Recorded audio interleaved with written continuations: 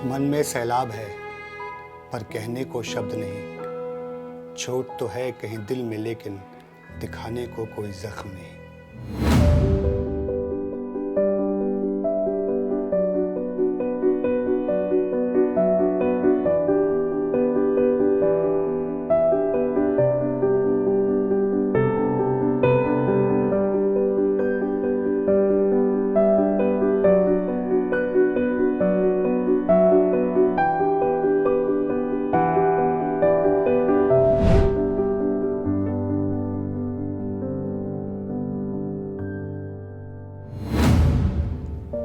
Hi dear younger Kundan, हाल ही में मैंने सालों बाद एक कमरा खोला।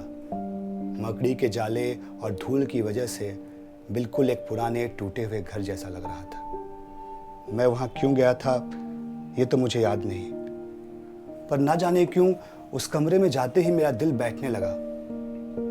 कुछ ऐसा था जिससे मैं दूर जाने की कोशिश कर रहा था कि अचानक उसी से मिलना हो गया।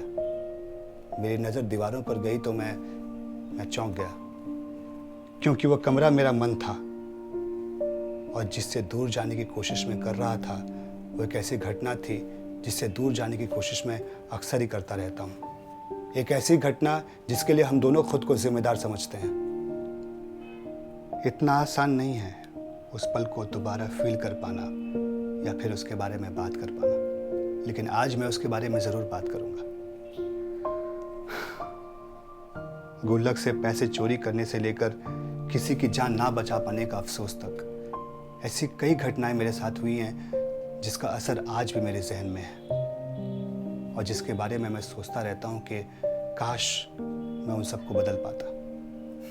खैर, जब मैं जूनियर क्लास में था तब मेरे सीनियर्स मुझे बहुत परेशान किया करते थे। मुझ पे कमेंट्स पास किया करते थे, मेरा मजाक उड़ाते थे। मैंने उसी समय ठान लिया था कि जिस दिन मैं सीनियर बनूंगा मैं भी अपने जूनियर को परेशान कर उनसे बदला लूंगा। और मुझे अच्छी तरह से याद है कि जब मैं सीनियर बना तब मैंने बिल्कुल वैसा ही किया जैसा मैंने सोचा था। मेरा एक जूनियर था, तब मुझे उसका नाम भी पता नहीं था। वो नया घर से हॉस्टल में रहने के लिए आया था। वो अपने घर को बहुत मिस किया करता था, बहुत याद आती थी उसे अपने घर की। मैंने उसे परेशान करना शुरू किया, उस पर कमेंट्स पास करता, उसके चलने को लेकर, बोलने को लेकर, यहाँ तक कि उसके खाने पर भी कमेंट किया करता था। और मेरे ऐसा करने पर वो रो पड़ता। मुझे बहुत खुशी होती, मुझे ऐसा लगता कि मेरे साथ हुई रैगिंग का बदला मैंने इस लड़के से ले लिया है। हर रोज़ बिना सोचे समझे मैं उसे परेशान किया करता था और एक दिन उसने पलट कर जवाब दे दिया और हमारे बीच लड़ाई हो गई। गलती मेरी होने पर भी मैंने उसे अपना दुश्मन मान लिया। मेरे बचपन की नादानियों ने मुझे सोचने का मौका ही नहीं दिया। और अब जब कभी भी वो लड़का मेरे सामने आता तो या तो हम लड़ रहे होते या फिर एक दूसरे को परेशान करने की प्लानिंग कर रहे होते। एक दिन ब्रेकफास्ट टेबल पर टीचर ने हमें साथ में बिठा दिया। वो खाने की लाइन में मेरे से आगे खड़ा था और मैं उसके पीछे। मैंने मौका देखकर उसे धक्का मारकर गिरा दिया। उसके हाथ में जो खाना था वो ज़मीन पर गिर गया। मुझे बहुत खुशी हुई, पर उसने गुस्से में खाना नहीं खाया। जब मैं स्कूल असेंबली से क्लास की तरफ जा रहा था तब मैंने उसे सीढ़ियों पर बैठा देखा। वो लंबी लंबी सांसें ले रहा था, शायद उसे सांस लेने में तकलीफ हो रही थी। मैं उसके पास गया और उसकी हेल्प करने के लिए अपना हाथ भी आगे बढ़ाया, पर उसने मेरी हेल्प लेने से मना कर दिया। तो मैं भी उसे वैसे ही छोड़कर क्लास में चला गया। बाद में स्कूल में काफ़ी हलचल हुई और सुनने में आया कि एक लड़का सीढ़ियों पर बेहोश पड़ा है। मैं काफ़ी डर गया। टीचर्स ने उसे मेडिकल ट्रीटमेंट दी, पर उसकी तबीयत ख़राब होती चली गई। बाद में उसे हॉस्पिटल ले जाया गया, जहाँ से ये मालूम हुआ कि उसे हाई शुगर की प्रॉब्लम है और खाना ना खा पाने की वजह से उसका शुगर अप हुआ, जिससे उसकी किडनी पर असर हुआ था। इसके बाद उसे हॉस्टल से घर भेज दिया गया। कुछ समय बाद मुझे मालूम हुआ कि उसके घर में सिर्फ वो और उसके पापा ही थे। उसकी माँ का देहांत कुछ समय पहले ही हुआ था। ऑफिस का काम ज़्यादा था, इसलिए पापा ने उसकी मेडिकल कंडीशन ख़राब होने के बाद भी उसे हॉस्टल में भेज दिया था। मेरी एक नादानी ने अमन की ज़िंदगी ख़राब कर दी थी। वैसे टीचर्स ने मुझे बताया कि गलती अमन के पापा की ही थी, क्योंकि उन्होंने उसकी मेडिकल हिस्ट्री बताए बिना उसे हॉस्टल भेज दिया था। लेकिन मैं सोचता हूँ कि अगर मैंने अमन से झगड़ा नहीं किया होता तो शायद ये दिन कभी आता ही नहीं।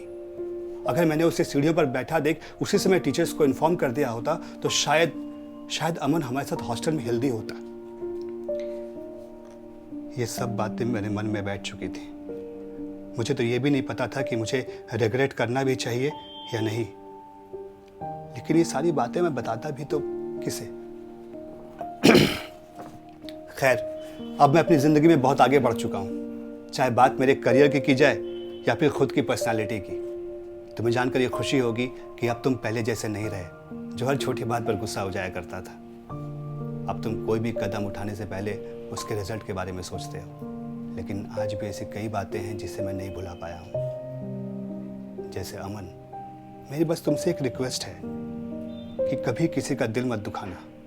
तुम्हें नहीं पता कि कौन किस हालात से गुजर रहा है। ज़िंदगी ने मुझे एक सबक सिखाया है जो मैं तुम्हें सिखाना चाहता हूँ कि माफ़ करना बहुत ज़रूरी होता है, चाहे वो तुम्हारा सीनियर हो या फिर जूनियर। भली गलती तुम्हारी ना हो, अगर तुमने खुद के साथ हुए मिसबिहेव को किसी दूसरे के कंधों पर डाल दिया ना, तो तुम चाहे जितनी भी सक्सेसफुल क्यों ना हो जाओ, पर तुम खुद की नज़र में कभी ऊपर नहीं उठ पाओगे। इसलिए हो सके तो खुद को माफ़ कर देना।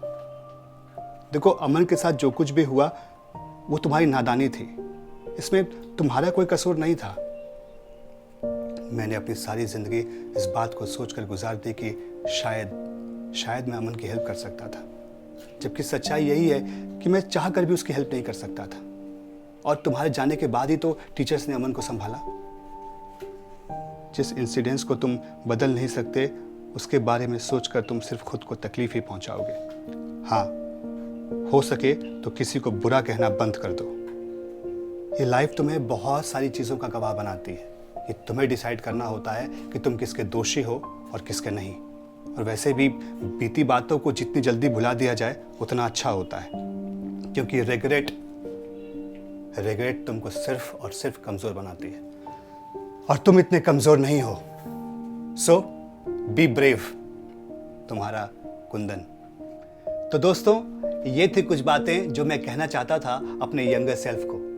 उस तक ये लेटर कौन डिलीवर करेगा? कबूतर? नहीं, उस तक ये लेटर आप डिलीवर करोगे। नहीं समझे? मैं समझाता हूँ। अगर आपका कोई दोस्त या कोई फैमिली मेंबर किसी परेशानी में है तो आप उस तक ये वीडियो ज़रूर शेयर करिए। Who knows, आपका एक शेयर किसी को उसकी परेशानी से छुटकारा दिला दे। मैं उम्मीद करता हूँ कि आपको ये वीडियो ज़रूर पसंद आई होगी। अगर आपको ये वीडियो पसंद आई है तो आप इसे लाइक, शेयर और सब्सक्राइब ज़रूर करिए, और बने रहिए हमारे साथ माइंड वॉर्स यूट्यूब चैनल पर। हम जल्द मिलेंगे एक नई कहानी और एक लेटर के साथ। Stay tuned. जल्दी से प्ले स्टोर पर जाकर माइंड वॉर्स का नया ऐप डाउनलोड कीजिए। खेलिए बहुत सारे quizzes which bridge the gap between studies and your buddies, और पाओ गेम्स खेलते खेलते स्टडी करने का मजा। So what are you waiting for? Download the app now.